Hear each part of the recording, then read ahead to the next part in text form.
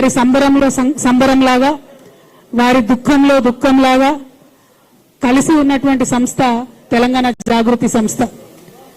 తెలంగాణ జాగృతి సంస్థ పుట్టింది ఇద్దరు వ్యక్తుల యొక్క స్ఫూర్తితోని.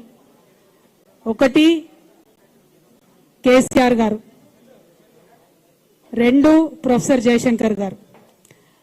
కేసీఆర్ గారు తెలంగాణ రాష్ట్ర సాధన కోసం ఉద్యమించినటువంటి సందర్భంలో మాత్రమే మలిదశ తెలంగాణ ఉద్యమంలో మాలాంటి వాళ్ళందరం కూడా తెలంగాణ రాష్ట్ర అవసరాన్ని, ఏర్పాటును గుర్తించి ముందుకు వచ్చి తెలంగాణ ఉద్యమంలో పాల్గొనడం జరిగింది.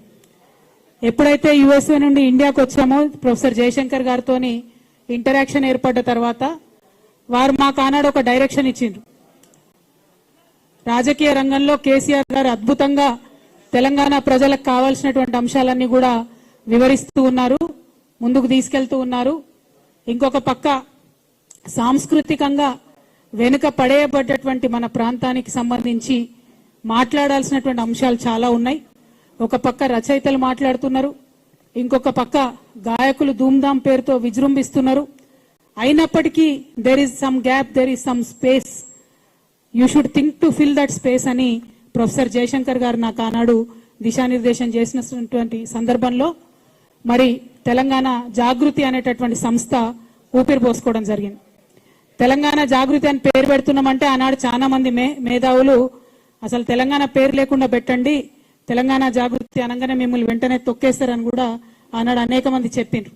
అంత పెద్ద ఎత్తున ఆంధ్ర పాలకుల యొక్క వివక్ష ఉన్నటువంటి సందర్భం అయినా సరే తెలంగాణ జాగృతి పేరు పెట్టుకునే ముందుకెళ్తామని చెప్పి తెలంగాణ జాగృతి పేరు పెట్టి మరి సంస్థని ఇన్ని రోజులు కూడా చాలా అద్భుతంగా నడిపించుకున్నామని చెప్పి నేను భావిస్తా ఉన్నాను.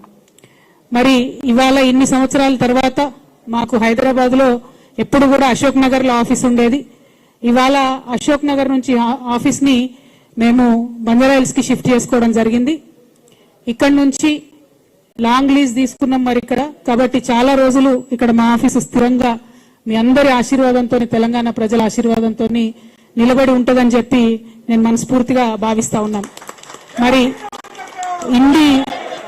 ఇన్ని సంవత్సరాల ఈ ప్రయాణంలో అనేక మంది కలిసి వచ్చిండ్రు, అనేక మంది ఆశీర్వాదాలు ఇచ్చి పనిచేసిండ్రు, అనేక మంది కలిసి పనిచేసిండ్రు, చాలా మంది అడ్వైజర్స్ ఇచ్చి సలహాలు సూచనలు ఇచ్చి ముందుకు తీసుకెళ్లిండ్రు. వారందరికీ కూడా మనస్ఫూర్తిగా ఉద్యమాభివందనాలు తెలియజేస్తా ఉన్నాను. మరి మీ అందరికి కూడా తెలిసినటువంటి విషయమే, కేసీఆర్ గారు తెలంగాణ రాష్ట్రం సాధించిన తర్వాత, తెలంగాణ రాష్ట్రం ఏర్పడ్డ తర్వాత అద్భుతంగా తెలంగాణ సోయితోని పరిపాలన జరిగింది.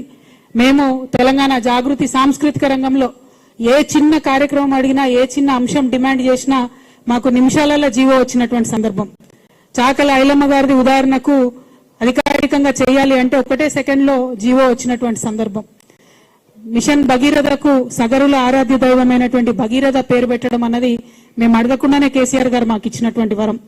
అట్లా ఏ ఒక్క అంశం తీసుకున్నా సేవాలాల్ మహారాజ్ యొక్క జయంతిని అఫీషియల్ గా ప్రభుత్వం నుంచి చేసిన ఏకైక ప్రభుత్వం కేసీఆర్ గారి ప్రభుత్వం భారతదేశంలో.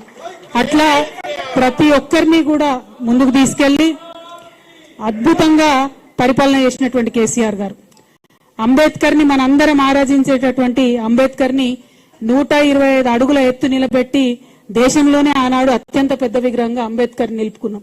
అట్లా 1, 2 కాదు, ప్రతి ఒక్క అంశంలో కూడా తెలంగాణ సోయితో పరిపాలన జరిగింది. మరి ఇవాళ ఉన్నటువంటి పరిపాలన మనం చూసుకుంటే ఈ 10 సంవత్సరాలకు ఇప్పటికి చాలా తేడా ఉంది. మన కర్మ ఏంటంటే ఇప్పుడున్నటువంటి మన ముఖ్యమంత్రి గారు కనీసం జై తెలంగాణ అని కూడా అన్నారు. ఇవాళ మా తెలంగాణ జాగృతి ప్రారంభించుకున్న ఇక్కడ కొత్త ఆఫీస్ ని, స్టేట్ ఆఫీస్ ని ప్రారంభించుకున్న సందర్భంగా ఎల్లుండే రాష్ట్ర అవతరణ దినోత్సవం వస్తుంది. నేను రాష్ట్ర ముఖ్యమంత్రి గారిని డిమాండ్ చేస్తా ఉన్నాను, సీఎం గారు కనీసం ఇప్పటికన్నా మీరు జై తెలంగాణ నినాదం అనండి. ఎల్లుండి రాష్ట్ర అవతరణ దినోత్సవం నాడు కనీసం అమరవీరులకు నివాళులు అర్పించండి అని చెప్పి నేను ముఖ్యమంత్రి గారిని డిమాండ్ చేస్తా ఉన్నాను. నిజానికి జై తెలంగాణ అనని వాడికి, తెలంగాణ అమరవీరులను తలుచుకున్నటువంటి వారికి, నివాళులు అర్పించని వారికి ఆ కుర్చీలో కూర్చునే అర్హత కూడా లేదు. కానీ తెలంగాణ గ్రహచారం బాగా లేక మరి రేవంత్ రెడ్డి గారు మనకు ముఖ్యమంత్రి అయినరు. ఏదైతే ఉద్యమకారుల మీద గన్ను తీసుకొని పోయిండో అటువంటి వ్యక్తి అలా ముఖ్యమంత్రి అయిండు. కాబట్టి ఇవాళ మేము డిమాండ్ చేస్తా ఉన్నాం, ఖచ్చితంగా రాష్ట్ర అవతరణ దినోత్సవం నాడన్నా వారు జై తెలంగాణ అనాలని చెప్పి అమరవీరులకు నివాళులు అర్పించాలని చెప్పి మేము డిమాండ్ చేస్తా ఉన్నాం. అదేవిధంగా జూన్ 2వ తారీఖు నాడు మరి కాంగ్రెస్ ప్రభుత్వం ప్రకటించింది, రాజీవ్ యువ వికాసం అనే పేరుతోని పథకం తీసుకొస్తామని పేపర్లలో నేను చదివిన. రాజీవ్ గాంధీకి మాకేం సంబంధం అండి?